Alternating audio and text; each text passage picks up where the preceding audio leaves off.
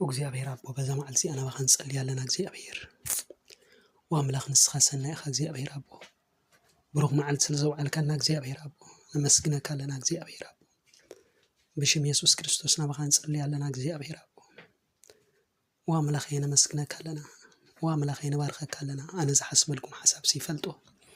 መፈጸምታን ተስፋን ዘለዎ ነገር ድሓን ይምበርና ኣይኮነን ዝበልካ እግዚአብሔር አቦ ስለዛ መዓልቲ እዚ እግዚአብሔር አቦ ነመስግነካ ኣለና ስለዛ መዓልቲ እዚ እግዚአብሔር አቦ ንባርከካ ኣለና ወአምላኽ ንስኻ ሰናይ ኢኻ ብህይወትና ወአምላኽ ንስኻ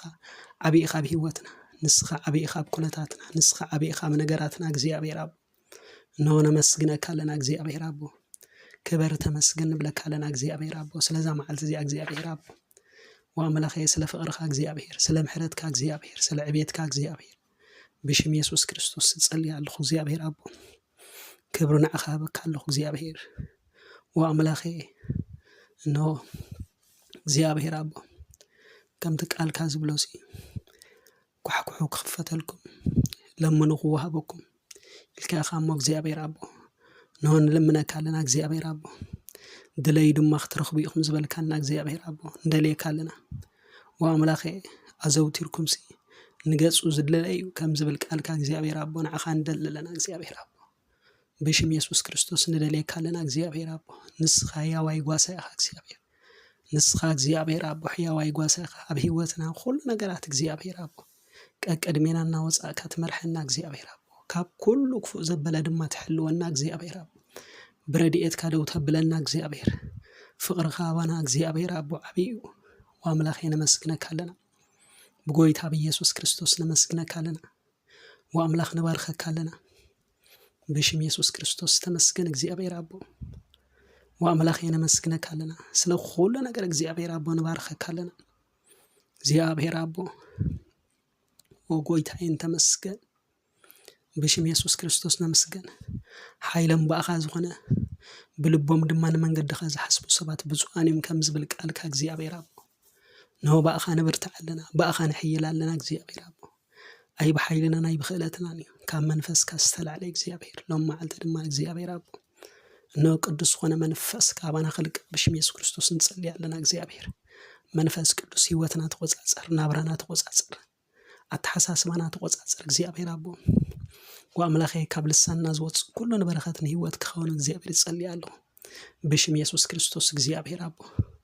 ደግነት ካብ ጸልማት ናብ ዘገርም ብርሃን ዝጽዋዕኩም ሕሩይ ወለዶ ናይ መንግስቲ ክነ ቅዱሳን ህዝቢ ጥሪት ኣምላኽ ዝኾንኩም ህዝቢ ኢኹም ኢልካና ኢኻሞ እግዚአብሔር አቦ ነው ነመስግነካ ኣለና ወአምላኽ ንባርከካ ኣለና ካብ ብዙሕ ነገራት እግዚአብሔር አቦ ካብቲ ንሪኦን ደይንሪኦን ነገራት እግዚአብሔር አቦ ሓሊኻ ኣብ ዘብጽሕካና ንስኻ ኢኻ መፈንጠራ ተበትከ ንሕና ድማ እምለጥና ከም ዝብል እግዚአብሔር አቦ ኣብ ጸጽባሕ እግዚአብሔር አቦ ካብ ብዙሕ ነገራት ካብቲ ንሪኦ ካብቲ ደይንሪኦ ካብቲ ንሰምዖ ደይንሰምዖ ነገራት እግዚአብሔር አቦ ትሕልወና ስለ ዘለኻ ሓለዋኻ ኣብ ልዕሌና ስለ ዝኾነ እግዚአብሔር ንስኻ ሰንደቕ ዕላማና ስለ ዝኾንካ እግዚአብሔር ነመስግነካ ኣለና ወአምላኽ ንባርከካ ኣለና እግዚአብሔር አቦ ንስኻ ብናይ ዘለዓለም ፍቕሪ ስለ ዘፍቀርካና እግዚአብሔር አቦ ገና ኣብ ማህፀና ኣዴና ኩለና ዝሓረኻና እግዚአብሔር ነው ብመንፈስካ ድማ ዝጸግኻና እግዚአብሔር ነመስግነካ ኣለና እግዚአብሔር አቦ ተመስገን ብጎይታ በኢየሱስ ክርስቶስ ነመስግነካ ኣለና ከምቲ ዮሐንስ ውለድ ከሎ ገና ኣብ ማህፀኑ ኩሉስ መንፈስ ቅዱስ መላእካዮ ሎም መዓልቲ ብሽም ኢየሱስ ክርስቶስ ብመንፈስካ ክትመልአና እግዚአብሔር ህይወትና ሁሉ ክትለውጥ ኣተሓሳስባና ሁሉ ክትለውጥ እግዚአብሔር አቦ ወአምላኽ ምእታውናን መውፃናን ኩሉ ክትቆጻጸር እግዚአብሔር ኣብ ኩሉ ጉዕዘና ንስኻ ቀቅድሜና ዝሓልፍካ እግዚአብሔር አቦ ነገራትና ሁሉ ከተማዕራሪ ብሽም ኢየሱስ ክርስቶስ እንጸልይ ኣለና እግዚአብሔር አቦ ሃሌሉያ እነሆ ኣባኻ ንውከል ኣለና ንስኻ ትምክሕትና ኢኻ ንስኻ ሰላምና ኢኻ ንስኻ ዕረፍትና ኢኻ እግዚአብሔር አቦ ብዘይ ባእኻ ዕረፍቲ የብልናን ብዘይ ባእኻ ሰላም የብልናን እግዚአብሔር ንስኻ ናይ ህይወትና ሰላም ኢኻ ንስኻ ናይ ህይወትና መጽናኒ ኢኻ ንስኻ ናይ ህይወትና ተስፋ ኢኻ እግዚአብሔር አቦ እታ እግዚአብሔር ዝገበራ መዓልቲ እዚኣ ብኣድማ ንተሓጎስ ባሂበለና ከም ዝብል ቃልካ ሎም መዓልቲ እግዚአብሔር ነዛ መዓልቲ እዚኣ ዝፈጠርካ ንስኻ ኢኻ ሞ ተመስገን እዛ መዓልቲ እዚኣ ክንሪኣ ኣብዛ መዓልቲ እዚኣ ክንነብር ንስኻ ፈቒድካ ኢኻ ሞ እግዚአብሔር ተመስገን ወአምላኽ ፈቃድካ ኮይንልና بهوت دوالنا لنا موجودة تمسكن وأملاخ ينسخ كل كبست نفسنا كرباز خون كأجزيابير أبو እግዚአብሔር አቦን መስግነካለና ሕያው ዝኾንካ አምላኽ ተመስገን እግዚአብሔር አቦ ሃሌሉያ በሽም ኢየሱስ ክርስቶስ ንባርከካለና እግዚአብሔር አቦ እነሆ በረከት እግዚአብሔር ሲየብትም ገለኳ ሽገር የብሉን ከምዝብል ቃልካ እነሆ በበረከት ካዝ እግዚአብሔር አቦ ተጽግበና ስለዘላህ እግዚአብሔር ወአምላኸይኑ ኩሉ ነገራትና እና መላእኻ አብጸጽባህ እንዳ መላእካ እግዚአብሔር አቦ ብዝጎድለና ዘበለ ሁሉና ወሳካ እግዚአብሔር አቦ መንግስት አምላኽን ጽድቅ እንደለዩ ካለ ድማ ኩሉ ኩሰኹኩም ይልካና ያኻሞ እግዚአብሔር ነትናይ ላዕሊ ነቲ አብ ሰማይ አብ ላዕሊ ተሰዊሩ ዘሎ አብ ላዕሊ ደሎ ድለይ እምበር አብ ምድሪ ዘሎ አይኮነን ይልካ ያኻሞ እግዚአብሔር አቦ ንደለይካለና ንቤተ እስራኤል ካ በኸንቱ ድለይኒ አይበልኩን ከምዝብል ቃልካ እግዚአብሔር አቦ እንሆ ንደለይካለና ድለዩ ክትረኽቡ ይኹም ይልካና ያኻሞ እግዚአብሔር አቦ ንደለይካለና መንፈስ ካን ደለለና ነዓኻ ንደለይካለና እግዚአብሔር አቦ በዘይ መንፈስ ካ ምንም ነገር አይኮናን እግዚአብሔር ነዓኻ ካብረኽብኩስ አብ ምድሪ ዘለኒ የለን ከምዝበለ ዳዊት ባሪኻ ሎማዓልቲ ድማ ኸምን ብላለና እግዚአብሔር ነዓኻ ካብረኸብና እግዚአብሔር አብ ምድሪ ዘለና የልቦን ኢሉ እነሆ እግዚአብሔር አቦ ከምቲ ቃልካ ዝብሎስ እግዚአብሔር ሃሌሉያ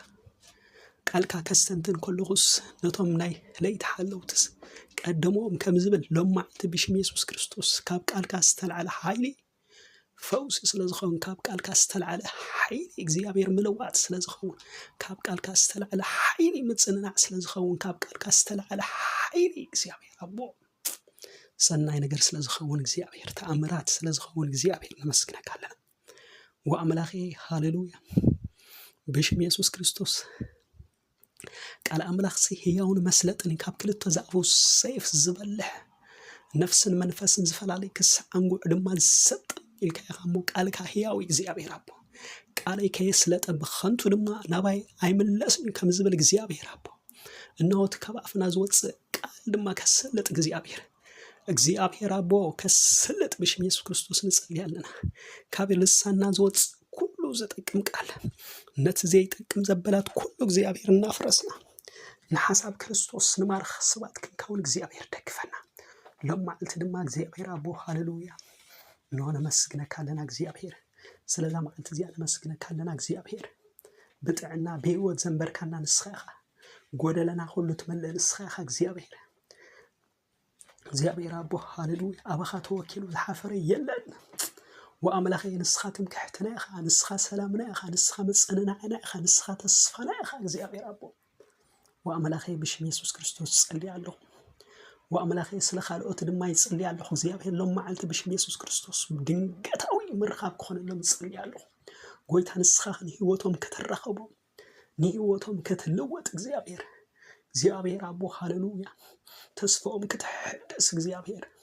ነገራቶም ኩሉ ክትሰርሕ እግዚአብሔር ብሽም ኢየሱስ ክርስቶስ ጸልያለሁ እግዚአብሔር አቦ ሃሌሉያ እግዚአብሔር አቦ ንስኻትኩም ብርቱዓት ስድኻንቶም ካልኦት ክትጾሪ ይግባእኩም ከምዝብል ቃልካ እግዚአብሔር አቦ አብ ክንዲ ክፉ ደይኮናስ ነቲ ክፉ ብሰናይ ሰዓርዎ ከምዝብል ቃልካ ብፍቕሪ ብሰናይ ነገር ብጽቡቕ ነገር እግዚአብሔር ክንስዕሮ ንስኻ እግዚአብሔር ክትድግፈና ጸልያለሁ ጎይታይና አምላኸይን ተመስገን እግዚአብሔር አቦ ሃሌሉያ እነሆ ንቃልካ ለይትን መዓልትን ከነሰንት ነው ወአምላኸ ሃሌሉያ ንሱ ክዛረበና ሆሎስ ውሽጥና ሲነደና ደው አይነበረን ከምዝበሉ ነቶም ናይ ማህው ሰባት እግዚአብሔር አቦ ሃሌሉያ እነሆ ንስኻን ውሽጥና ክትዛረብ ንመንፈስና ክትዛረብ ንነገርና ሁሉ እግዚአብሔር አቦ ክትዛረብ ብሽም ኢየሱስ ክርስቶስ ጸልያለሁ ጸሎት ጻድቅ ስብግብራ ብዙሕ ነገር ተሰለጥ ከምዝብል ቃልካ ሎማዓልቲ ብሽም ኢየሱስ ክርስቶስ ምስላጥ ይኹን ሎማዓልቲ ብሽም ኢየሱስ ክርስቶስ መልዋጥ ይኹን ሎማዓልቲ ብሽም ኢየሱስ ክርስቶስ ውጃለሁ ሰናይ ነገር ክኸውን ጸልያለሁ እግዚአብሔር እነሆ ጸላይ ዘው አእምሮም ኩሉ ሰይጣን ዛ በሰይጣን ነገር በሰይጣናዊ ሐሳብ ናብ አእምሮም እናመጸ ፍላጻ ዝሰድድ ኩሉ ብሽም ኢየሱስ ክርስቶስ ይፍርሰለሁ ካብ ጥልቂ ካብ ማዕሙቕ ዝበገስ ኩሉ አጋንንታዊ ስራሕ ብሽም ኢየሱስ ክርስቶስ ይፍረስላለሁ ናይ ጥንት ተመን ናይ ሕጂ ድማ ገበል ብሽም ኢየሱስ ክርስቶስ ሰማያት በመንፈስካ ይጸሪ ኢድካ ድማ ነትበራ ደብለው ጋእቶ ተባሂሉ ከም ዝተጻሕፈ ናይ ጥንት ተመን ናይ ሕጂ ድማ ገበል ብሽም ኢየሱስ ክርስቶስ ተወጋ حسابكم مخركم كلنا أجانت بشم يسوع كريستوس يفرس الله زي أبي ربو تمسكن أصور وجنا سن مفرس صور أردي برتو إمبر سجاوي أيقونة كم زبل كالكا لما قلت بشم يسوع كريستوس كاب كالكا السلع على حين مروات كون صلي الله كاب كالكا استل على حين متصلنا كون صلي الله كاب كالكا استل على حين زي أبي مروات كون صلي الله وأملاخي مسكنك سلو خوب نجار እግዚአብሔር ይባርክ ካንስኻ ያው ይኻ ንስኻ አቢኻ ሞ እግዚአብሔር ተመስገን ስለዛ ማዓልት እዚ እግዚአብሔር ተመስገን ስለ ምሕረትካ ተመስገን ስለ ፍቅርካ ተመስገን በጌታ በኢየሱስ ክርስቶስ አሜን